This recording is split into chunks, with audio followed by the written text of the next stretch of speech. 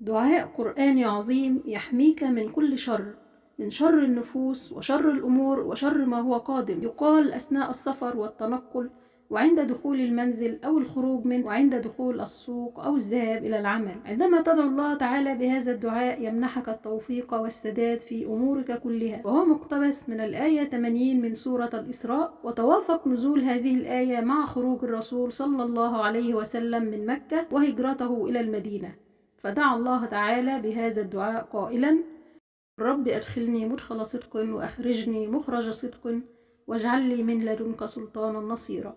هذا الدعاء عندما تتحرك وأنت تقوله سوف تشعر بالراحة والأمن والأمان، ويربط الله تعالى على قلبك ويمنحك الطمأنينة والسداد في أمورك كلها. فانشر هذا الدعاء وتعلمه وعلمه لغيرك، يكون صدقة جارية لك إن شاء الله تعالى.